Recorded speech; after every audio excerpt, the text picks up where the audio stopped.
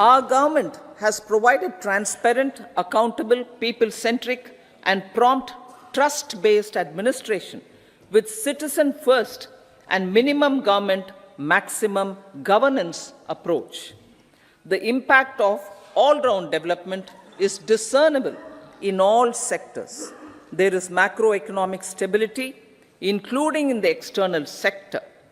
Investments are robust. The economy is doing well. People are living better and earning better, with even greater aspirations for future.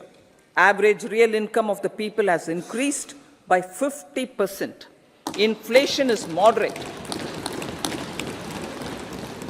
People are getting empowered, equipped, and enabled to pursue their aspirations.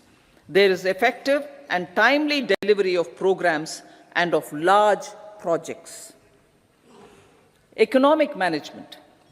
The multi-pronged economic management over the past 10 years has complemented people-centric, inclusive development. Following are some of the major elements. 1. All forms of infrastructure, physical, digital, or social, are being built in record time.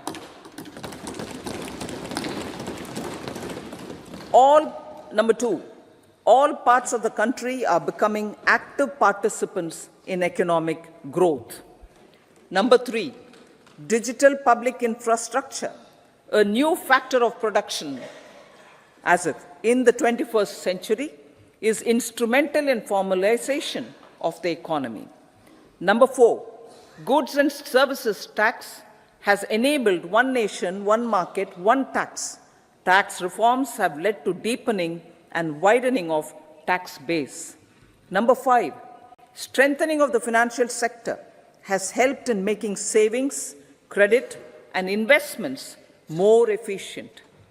Number 6, GIFT, IFSC, and the Unified Regulatory Authority, IFSCA, are creating a robust gateway for global capital and financial services for the economy. Number 7, proactive inflation management has helped keep inflation within the policy band. Now, the global context, Honorable Speaker, sir. Geopolitically, global affairs are becoming more complex and challenging with wars and conflicts. Globalization is being redefined with reshoring and friendshoring, disruption and fragmentation of supply chains and competition for critical minerals and technologies. A new world order is emerging after the COVID pandemic. India assumed the G20 presidency during very difficult times for the world. The global economy was going through high inflation, high interest rates, low growth, very high public debt, low trade growth, and climate changes. The pandemic has led to a crisis of food, fertilizer, fuel, and finances for the world, while India successfully navigated its way. The country showed the way forward and built consensus on solutions for those global problems. The recently announced India-Middle East-Europe economic corridor is a strategic and economic game changer for India and others. In the words of Honorable Prime Minister, the corridor, and I quote, will become the basis of world trade for hundreds of years to come, and history will remember that this corridor was initiated on Indian soil, unquote. Vision for Vikasit Bharat. Our vision for Vikasit Bharat is that of prosperous Bharat in harmony with nature, with modern infrastructure, and providing opportunities for all citizens and all regions to reach their potential. With confidence arising from strong and exemplary track record of performance and progress, earning Sabka Vishwas the next 5 years will be years of unprecedented development and golden moments to realize the dream of developed India by 2047. The trinity of demography, democracy, and diversity, backed by Sabka Prayas, has the potential to fulfill aspirations of every Indian. As Honorable Prime Minister in his Independence Day address to the nation mentioned, I quote, "There is no dearth of opportunities, as many opportunities as we want. The country is capable of creating more opportunities. Sky is the limit," unquote. Strategy for Amrit Kal. Our government will adopt economic policies that foster and sustain growth, facilitate inclusive and sustainable development, improve productivity, create opportunities for all, help them enhance their capabilities, and contribute to generation of resources to power investments and fulfill aspirations. Guided by the principle, reform, perform, and transform, the government will take up next generation reforms and build consensus with the states and stakeholders for effective implementation. It is an important policy priority for our government to ensure timely and adequate finances, relevant technologies, and appropriate training for the micro, small, and medium enterprises, MSMEs, to grow and also compete globally. Orienting the regulatory environment to facilitate their growth will be an important element of this policy mix. Aligning with the Panchamrit goals, our government will facilitate sustaining high and more resource-efficient economic growth. This will work towards energy security in terms of availability, accessibility, and affordability.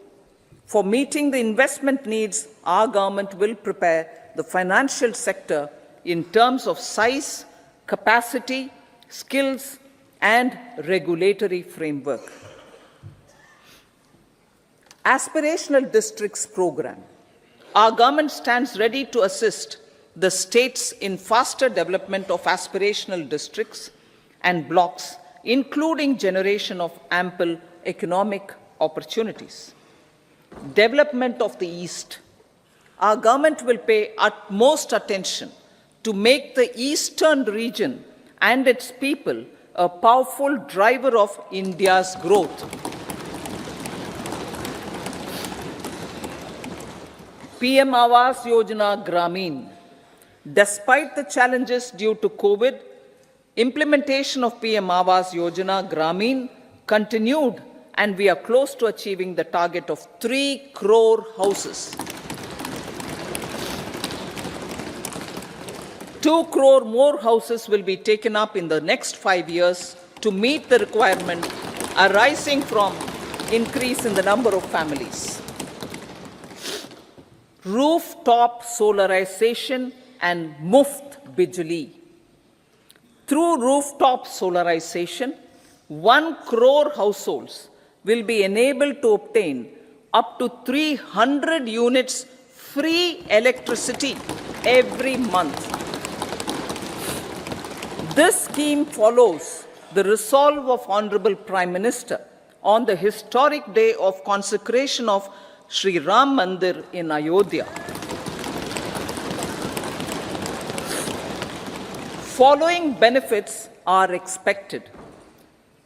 Savings up to 15 to 18,000 rupees annually for households from free solar electricity and selling the surplus to the distribution companies. Charging of electric vehicles. Entrepreneurship opportunities for a large number of vendors for supply and installation.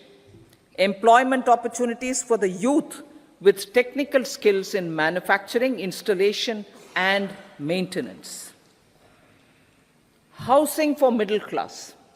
Our government will launch a scheme to help deserving sections of the middle class, and I quote from Honorable Prime Minister's words, living in rented houses or slums or chawls and unauthorized colonies, unquote, to buy or build their own houses. Medical colleges. Several youth are ambitious to get qualified as doctors.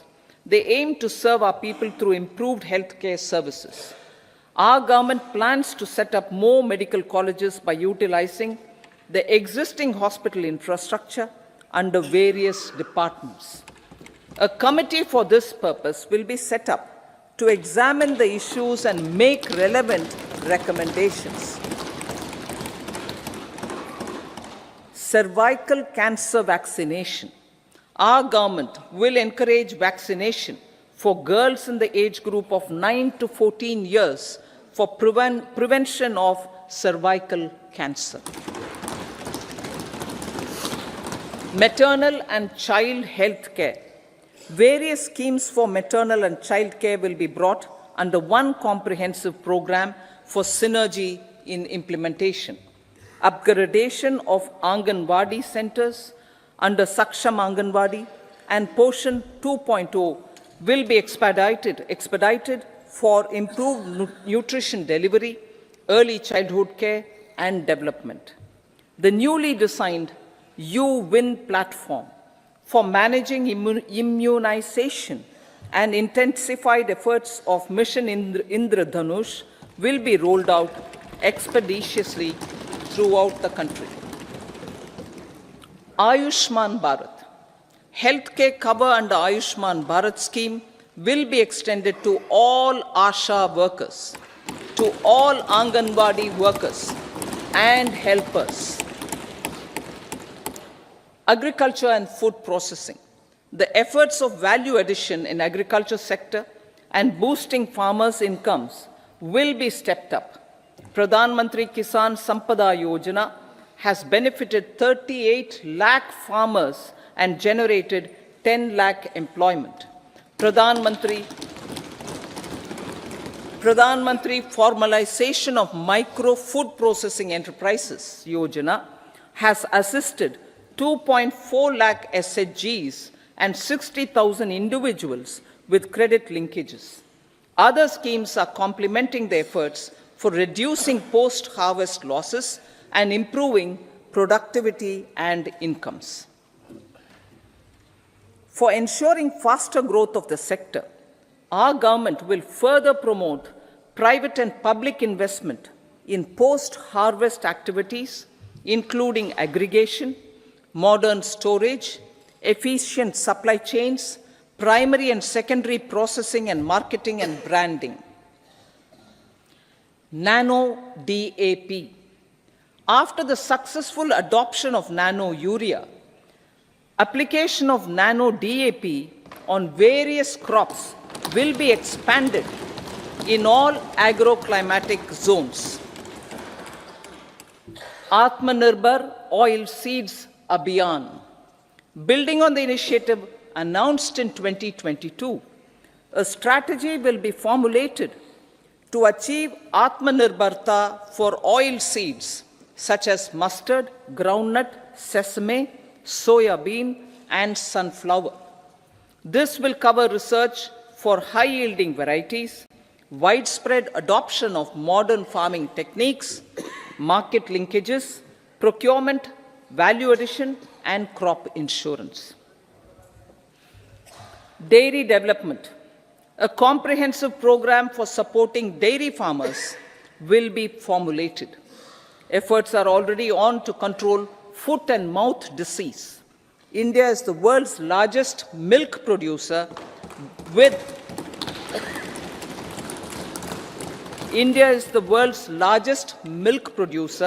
but with low productivity of milch animals. The program will be built on the success of existing schemes such as Rashtriya Gokul Mission, National Livestock Mission, and infrastructure development funds for dairy processing and animal husbandry. Matsya Sampada. It was a government which set up a separate department for fisheries, realizing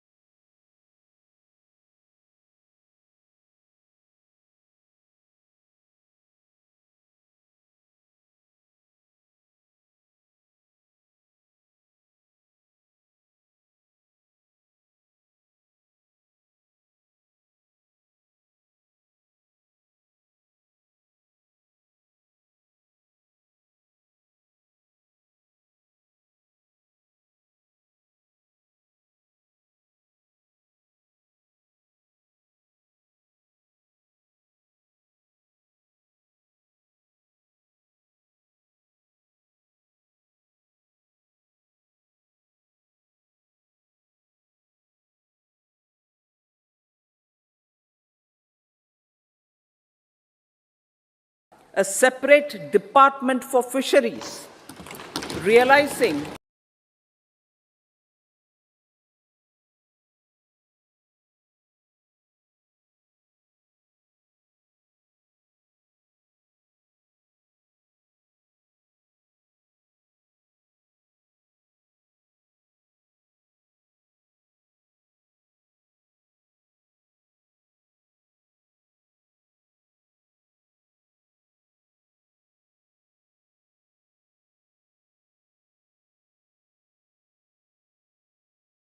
a separate department for fisheries, realizing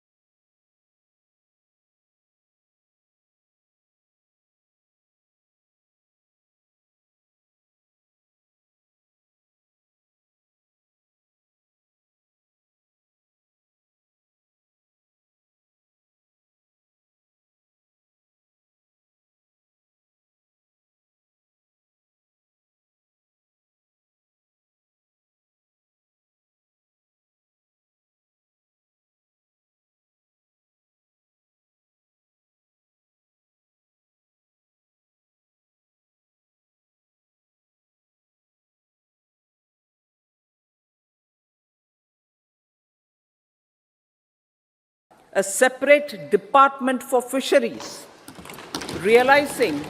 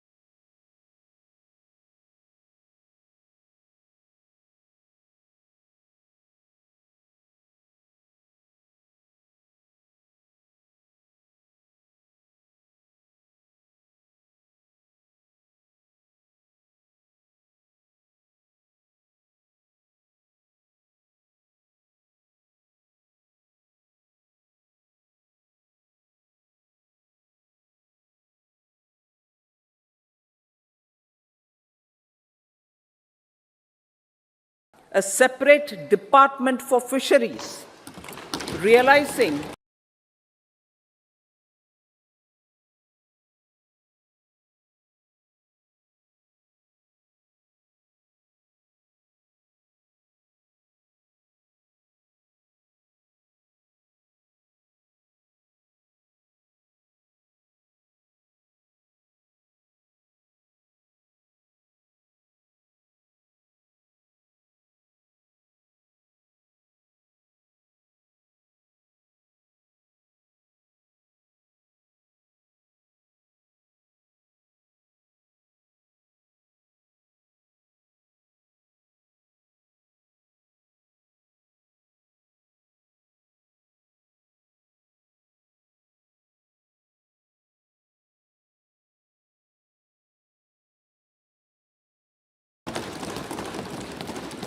This will help in generating employment also.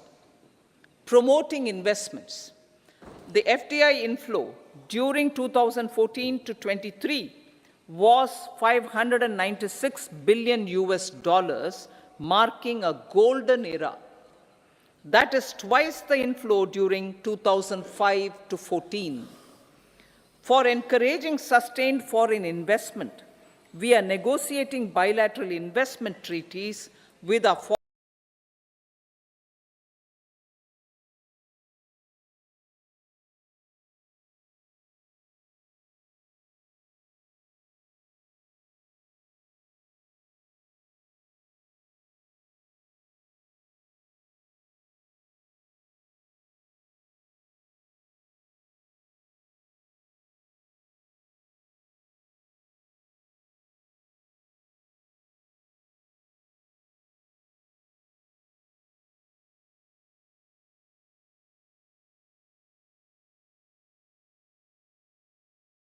crore rupees as 50-year interest-free loan is proposed this year to support those milestone-linked reforms by the state governments. Societal changes. The government will form a high-powered committee for an extensive consideration of the challenges arising from fast population growth and demographic changes. The committee will be mandated to make recommendations for addressing these challenges comprehensively in relation to the goal of Vikasit Bharat. Amrit Kal as Kartavya Kal. Our government stands committed to strengthening and expanding the economy with high growth and to create conditions for people to realize their aspirations. Honorable Prime Minister, in his Independence Day address to the nation in the 75th year of our Republic, said, and I quote, "We commit ourselves to national development with new inspirations, new consciousness, new resolutions as the country opens up immense possibilities and opportunities. It is our Kartavya Kal." Unquote. Every challenge of the pre-2014 era was overcome through our economic management and our governance. These have placed the country on a resolute path of sustained high growth. This has been possible through right policies, true intentions, and appropriate decisions. In the full budget in July, Honorable Speaker, our government will present a detailed roadmap for our pursuit of Vikasit Bharat.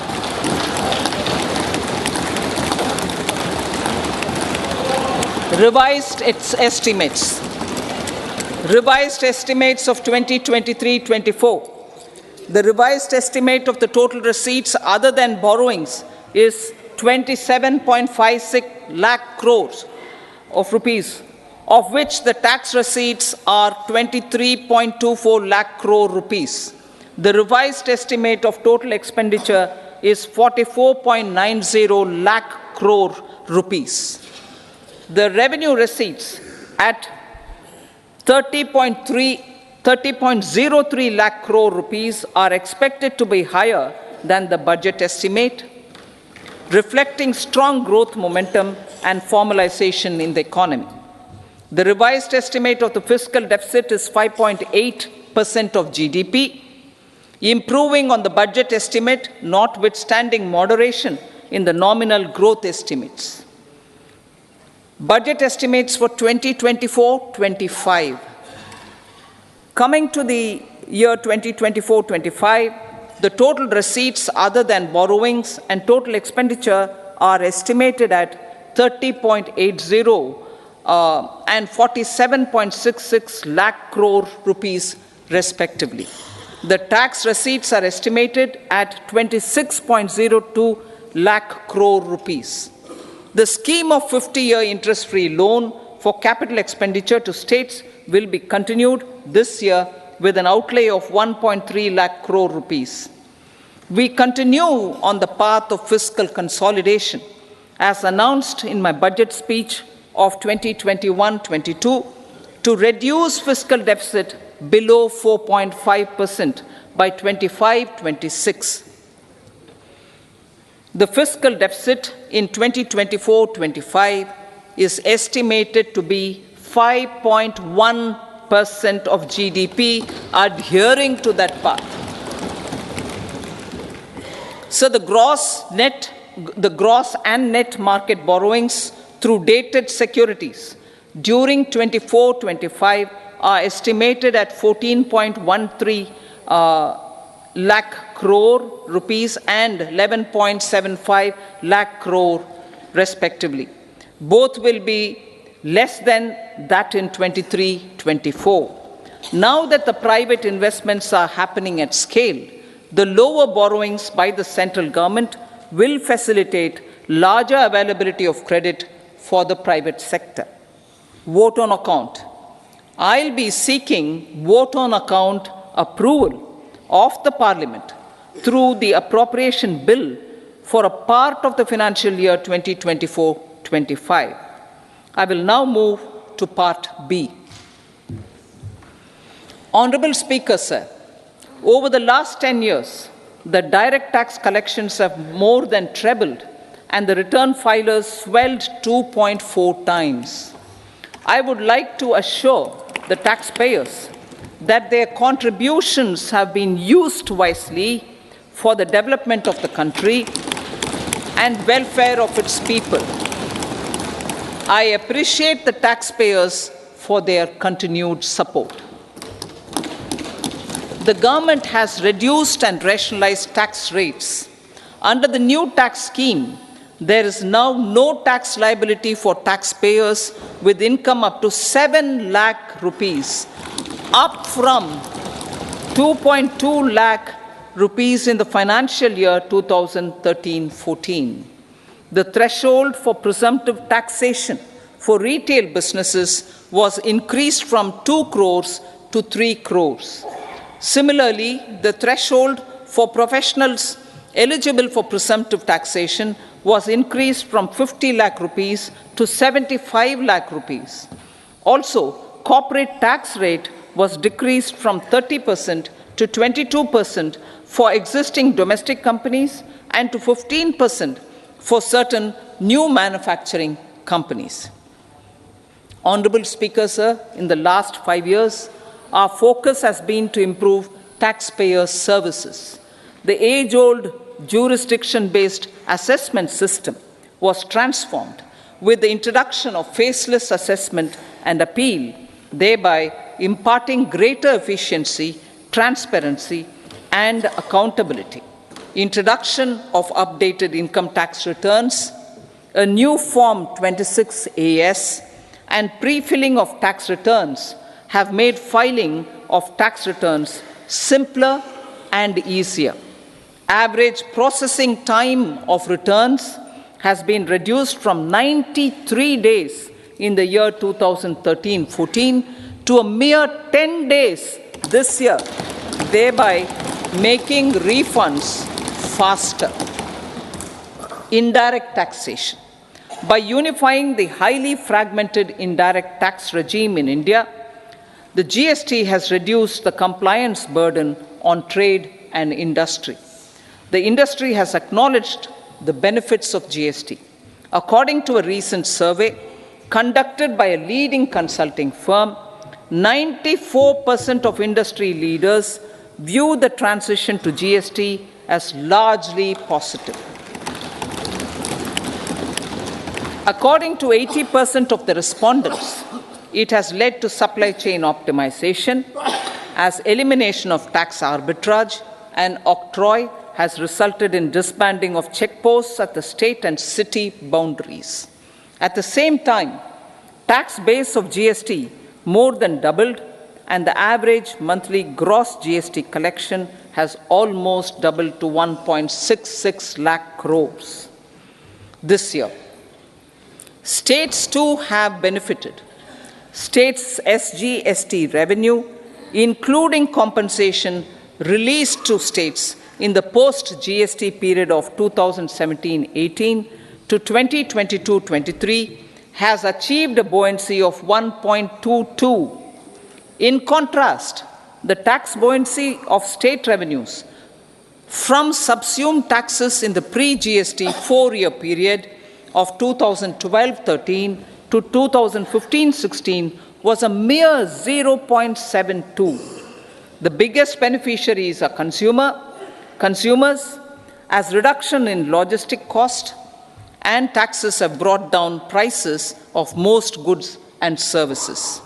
We have taken a number of steps in customs to facilitate international trade. As a result, the import release time declined by 47% to 71 hours at inland container depots, by 28% to 44 hours at air cargo complexes, and by 27% to 85 hours at seaports over the last 4 years since 2019, when the national time release studies were first started. Tax proposals. As for tax proposals, in keeping with the convention, I do not propose to make any changes relating to taxation and propose to retain the same tax rates for direct and indirect taxes, including import duties. However, certain tax benefits to startups and investments made by sovereign wealth or pension funds, as also tax exemption on certain income of some IFSC units, are expiring on 31/3/2024. To provide continuity in taxation, I propose to extend the date to 31/3/2025. Moreover, in line with our government's vision to improve ease of living and ease of doing business, I wish to make an announcement to improve taxpayers' services. There are a large number of petty, non-verified, non-reconciled, or disputed direct tax demands, many of them dating as far back as 1962, which continue to remain on the books, causing anxiety to honest taxpayers and hindering refunds of subsequent years. Honorable Speaker, sir, I propose to withdraw such outstanding direct tax demands up to 25,000 rupees pertaining to the period up to financial year 2009-10 and up to 10,000 rupees for financial years 2010-11 to 2014-15. This is expected to benefit about 1 crore taxpayers. 1 crore taxpayers would benefit out of this. Economy then and now. In 2014, when our government assumed the reins, the responsibility to mend the economy step by step and to put the governance systems in order was enormous. The need of the hour was to give hope to the people, to attract investments, and to build support for the much-needed reforms. The government did that successfully, following a strong belief of nation first. The crisis of those years has been overcome, and the economy has been put firmly on a high, sustainable growth path with all-round development. It is now appropriate to look at where we were then. I repeat, it is now appropriate to look at where we were then till 2014 and where we are now, only for the purpose of drawing lessons from the mismanagement of those years. The government will lay a white paper on table of the House.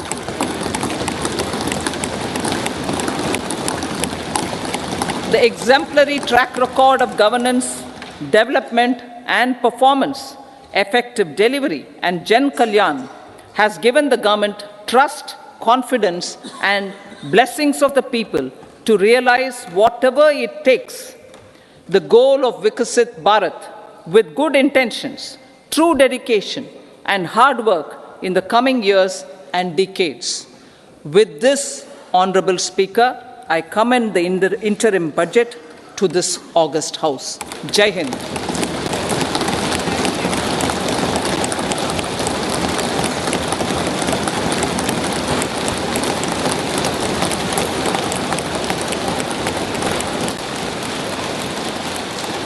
Item number 2, Shrimati Nirmala Sitharaman जी।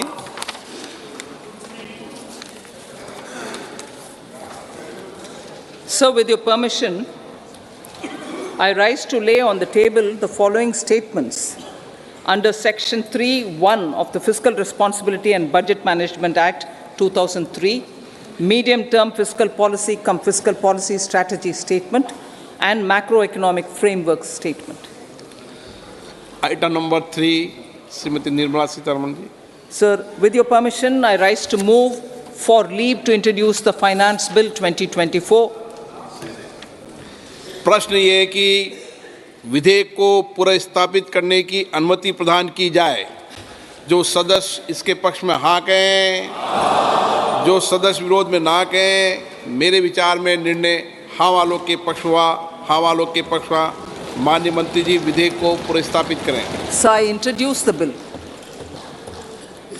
सभा की कार्रवाई शुक्रवार दिनांक 2 फरवरी 2024 को प्राप्त 11 बजे तक के लिए स्थगित की जाती है।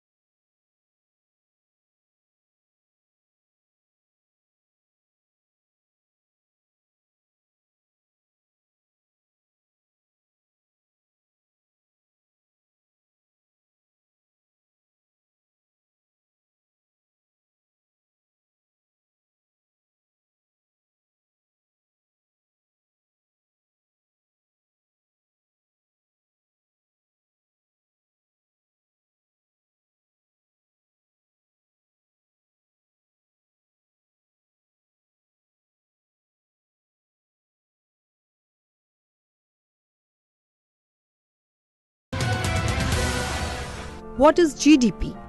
GDP, or Gross Domestic Product, is total market value of all final goods and services produced in the country over a period of time, usually 1 year. Increase in GDP or GDP growth rate indicates the overall health of the economy.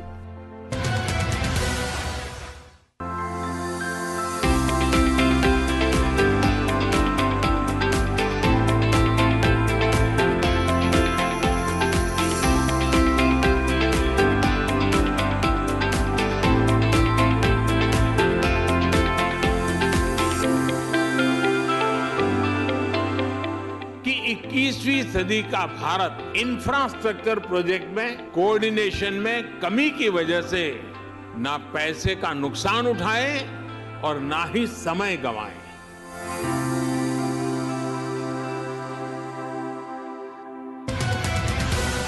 What is fiscal deficit? When government's revenues from various sources fall short of its entire expenditure, it has to borrow money to meet the shortfall. The excess of expenditure over receipts is called fiscal deficit. Higher fiscal deficit may result in higher rate of inflation.